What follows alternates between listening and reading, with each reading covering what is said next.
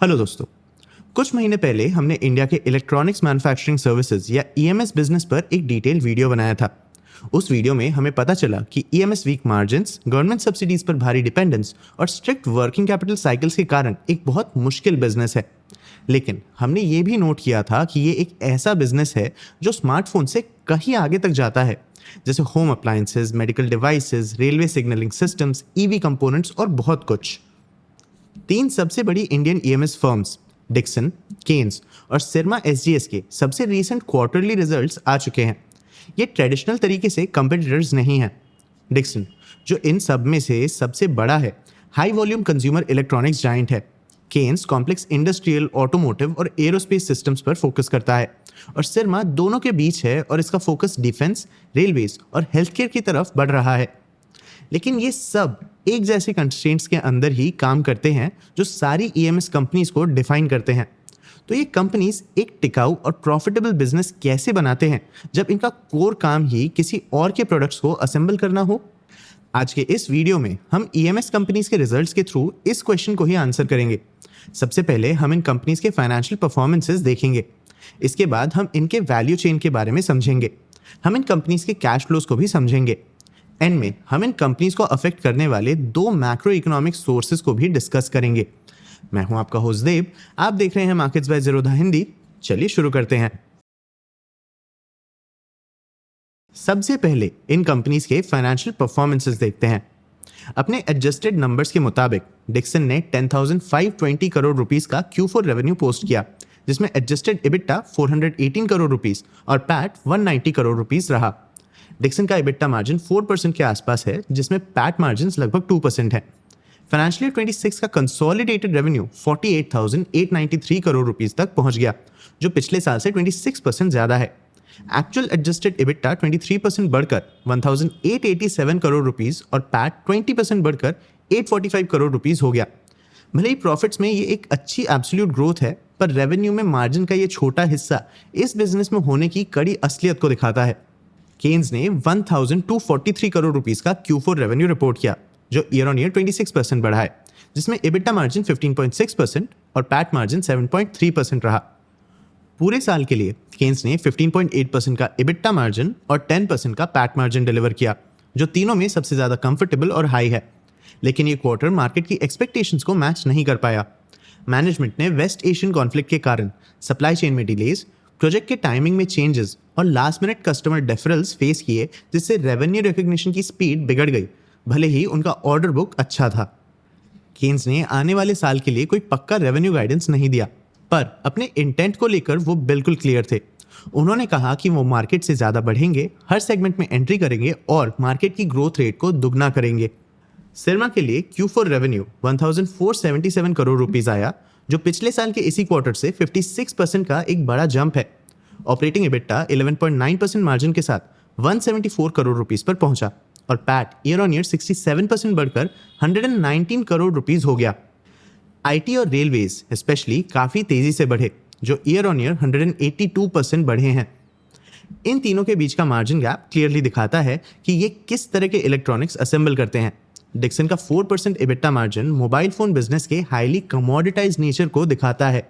Keynes का 15.6% aerospace और industrial electronics जैसे कॉम्प्लेक्स और हाई रिलायबिलिटी सेक्टर्स को सर्व करने का प्रीमियम दिखाता है। सिरमा इसके बीच में बैठता है। लेकिन तीनों कंपनीज अपने करंट पोजीशन से सैटिस्फाइड नहीं है। जैसा हमने पिछली बार कहा था, एक ईएमएस कंपनी के लिए कम मार्जिन से बचने का सबसे बेहतर तरीका वैल्यू चेन के ज़्यादा बड़े हिस्से पर कब्जा करना है। दूसरे शब्दों में वर्टिकल इंटीग्रेशन, जहां आप सिर्फ प्रोडक्ट को असेंबल नहीं करते, बल्कि उनमें लगने वाले पार्ट्स या कंपोनेंट्स को भी खुद ही बनाना शुरू कर देते हैं। डिक्सन का प्लेबुक यहाँ पूरी तरह से जॉइंट वेंचर्स या जेवीज पर डिपेंडेंट है। उन्होंने क्यूटेक इंडिया में 51% स्टेक लिया है, जो सैमसंग, मोटोरोला और वीवो जैसे ब्रांड्स के लिए कैमरा मॉड्यूल्स बनाती है। अभी 70 मिलियन यूनिट्स पर ईयर पर डिक्सन को उम्मीद है कि वो कैमरा मॉड्यूल बिजनेस को 180 to 190 million units per year तक ले जाएंगे। हाल ही में उन्होंने चाइना के HKC के साथ डिस्प्ले मॉड्यूल फैक्ट्री बनाने के लिए एक 74:26 JV को भी क्लियर किया है, जहां कंस्ट्रक्शन पूरा हो चुका है और मशीनरी लगाई जा रही है। SSDs और मेमोरी मॉड्यूल्स के लिए ताइवान की इन्वेंटेक के साथ एक 60-40 JV किया है। यहाँ तक कि लिथियम आयन बैटरीज में आने के लिए एक नई होली ओन्ड सब्सिडियरी डिक्सन इलेक्ट्रोकॉर्प भी बनाई गई है। मैनेजमेंट को उम्मीद है कि फाइनेंशियल ईयर 28 तक उनका 70 to 80% बिजनेस कंपोनेंट लैंडस्केप में इंटीग्रेट हो जाएगा। डिक्सन का बेट है कि ग्लोबल टेक्नोलॉजी लीडर्स के साथ जेवीज उन्हें ऐसा करने का सबसे तेज रास्ता देते हैं। केन्स की स्ट्रैटेजी थोड़ी अलग है। जब केन्स किसी ग्लोबल कंपनी के साथ पार्टनर करता है तो वो उन्हें एक छोटा माइनॉरिटी स्टेक देता है जो स्ट्रिक्टली 20% से कम होता है।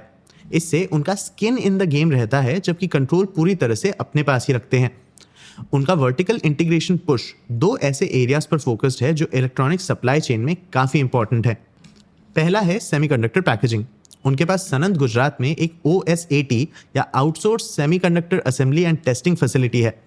दूसरा है बेयरबोर्ड हाई कम्प्लेक्सिटी PCBs, जो चेन्नई में एक मैसिव मल्टीलेयर फैसिलिटी में स्मार्टफोन्स, टेलीकॉम और एरोस्पेस के लिए बनाए जाते हैं। सिरमा का तरीका दोनों का मिक्स है। उन्होंने साउथ कोरिया की शिनयप इलेक्ट्रॉनिक्स के साथ मल्टीलेयर बेयरबोर्ड PCBs बनाने के लिए एक 75-25 JV बनाया है। लेकिन केन्स के कंट्रास्ट में सिरमा ऑटोमोटिव और इंडस्ट्रियल यूज के लिए स्टैंडर्ड मल्टीलेयर और सिंगल लेयर बोर्ड्स के साथ ध्यान से शुरुआत कर रहा है और जानबूझकर उन कॉम्प्लेक्स बोर्ड से बच रहा है जिस पे केन्स फोकस कर रहा है। लॉजिक ये है कि पहले लो हैंगिंग फ्रूट्स या इजी टारगेट्स को पकड़ा जाए, जैसे automotive, lighting, infotainment, industrial appliances के लिए PCBs, और बाद में हाई कम्प्लेक्सिटी बोर्ड्स की तरफ बढ़ा जाए। उन्होंने दूसरे फेज में कॉपर क्लैड लैमिनेट्स या CCLs और फ्लेक्सिबल PCBs में आने के लिए अप्रूवल्स भी ले लिए हैं, जिससे दोनों फेजेस की टोटल कॉस्ट 800 करोड़ रुपीस तक पहुंच गई है। CCLs किसी भी PCB का सबसे बड़ा कॉस्ट ड्राइवर होते हैं। सिरमा की तरफ से PCB वैल्यू चेन पर जितना हो सके कंट्रोल करने के लिए ये एक काफ़ी स्ट्रैटेजिक कदम है। फिर आता है हॉरिजॉन्टल पुश, मतलब बिल्कुल नए प्रोडक्ट कैटेगरीज और एंड मार्केट्स में एक्सपैंड करना। जैसे डिक्सन का टेलीकॉम बिजनेस फाइनेंशियल ईयर 24 के 700 करोड़ रुपीस से बढ़कर इस साल 5000 करोड़ रुपीस हो गया। और ज़्यादा ध्यान देने वाली बात यह है कि ये high and speciality EMS space जैसे एरोस्पेस, डिफेंस, मेडिकल, इंडस्ट्रियल में एंटर करने का प्लान भी बना रहे हैं, जो ठीक वही टेरिटरी है जहां केन्स और सिरमा पहले से ही काम करते हैं। वहीं इस बीच केन्स एक्विजिशंस करने में लगा हुआ है। जैसे उन्होंने Canada based EMS player August electronics को खरीदा, जो उन्हें नॉर्थ अमेरिका में एक मैन्युफैक्चरिंग फुटप्रिंट देगा। इसके अलावा उन्होंने अपनी रेलवे कैपेबिलिटीज को इम्प्रूव करने के लिए ऑस्ट्रिया बेस्ड सेंसोनिक को भी खरीदा है। सबसे इंपॉर्टेंट बात यह है कि उन्होंने एक स्मार्ट मीटरिंग बिजनेस को अक्वायर किया है, जो पहले उनका क्लाइंट था। ये उन्हें एक बिल्कुल नई कैटेगरी में लाता है, जहां वो सिर्फ मीटर बनाते ही नहीं बल्कि उसके इंस्टॉलेशन और मेंटेनेंस को भी संभालते हैं। सिरमा के हॉरिजॉन्टल मूव्स भी उतने ही बड़े हैं। रेलवेज, डिफेंस और रिन्यूएबल्स इसके 3 नए रास्ते हैं। जैसे उन्होंने एल्कोम में 60% स्टेक खरीदा, जो नेवल सिस्टम्स में उनकी एंट्री है। उन्होंने हाल ही में एक JV के थ्रू सोलर इन्वर्टर मैन्युफैक्चरिंग में भी एंटर करने का प्लान बनाया था, पर उस प्लान को छोड़ दिया और अब इसके बजाय एक ग्रीनफील्ड प्रोजेक्ट पर काम किया जा रहा है। एक नई कैटेगरी जो तीनों में कॉमन है वो है डेटा सेंटर्स। डिक्सन सर्वर्स बनाने के लिए इन्वेंटेक के साथ बात कर रहा है। केन्स को हाई परफॉर्मेंस कंप्यूटिंग सर्वर्स के लिए ज़्यादा ऑर्डर्स मिल रहे हैं। सिरमा डेटा सेंटर मदरबोर्ड्स और पावर मैनेजमेंट यूनिट्स की सप्लाई कर रहा है।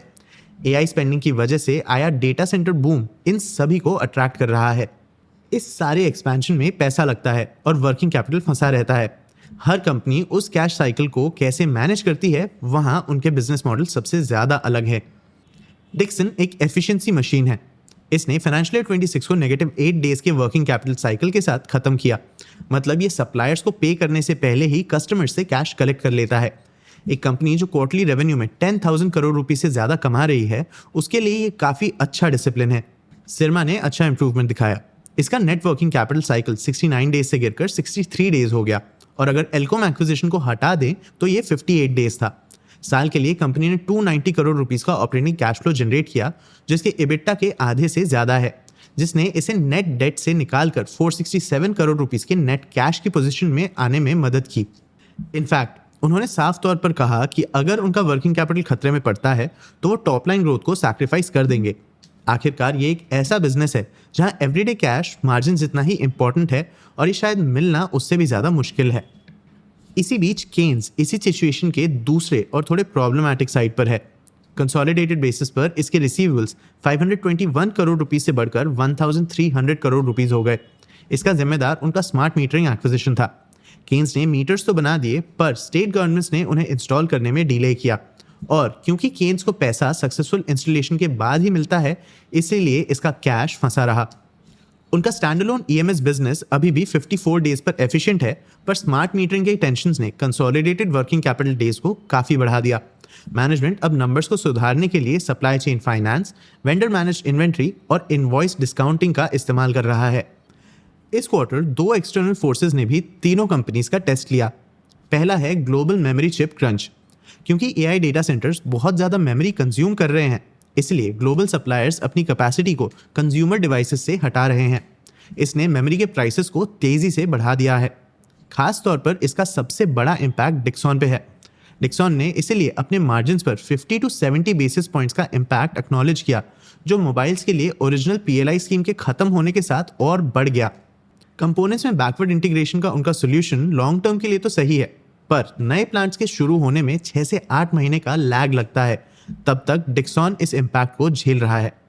केन्स मेनली इस प्रॉब्लम से पूरी तरह बचा हुआ है, क्योंकि वो कंज्यूमर इलेक्ट्रॉनिक्स में काम नहीं करता।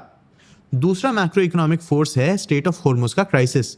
इस रीजन के टेंशन ने शिपिंग रूट्स को डिस्टर्ब किया, लॉजिस्टिक कॉस्ट को बढ़ाया और बेसिक मेटल के लिए प्राइसेस को भी बढ़ा दिया, जिसने तीनों कंपनीज को अफेक्ट किया। केन्स के लिए इस वजह से प्रोजेक्ट्स में डायरेक्ट डिलेज हुए। सिरमा के लिए इसने इनपुट कॉस्ट को बढ़ाया, भले ही मैनेजमेंट ने नोट किया कि उनके कॉन्ट्रैक्ट्स में पास थ्रू क्लॉजेस समय के साथ इस खर्चे को कवर कर लेंगे। सिरमा रिसेंटली साइन हुए EU India free trade agreement को अपने यूरोपियन एक्सपोर्ट्स के लिए एक बड़े फायदे जैसे देख रहा है। स्टुटगार्ट जर्मनी में एक इंजीनियरिंग फैसिलिटी के साथ वो इसका फायदा उठाने के लिए बिल्कुल तैयार है। आपको क्या लगता है, आने वाले टाइम में इन कंपनीज का परफॉर्मेंस कैसा होगा? क्या ये करंट सिचुएशन से आसानी से रिकवर कर पाएंगे या इन्हें और प्रेशर झेलना होगा? अपने व्यूज़ हमें कमेंट सेक्शन में ज़रूर बताना। आगे आप कौन से टॉपिक्स पे वीडियोस देखना चाहते हो, ये भी हमें कमेंट सेक्शन में ज़रूर बताना। अगर ये वीडियो आपको इन्फॉर्मेटिव लगा तो इसे लाइक और शेयर ज़रूर करना। ऐसे ही और वीडियोज़ के लिए चैनल को सब्सक्राइब भी कर लेना। आज के लिए इतना ही, मिलते हैं अगले वीडियो में।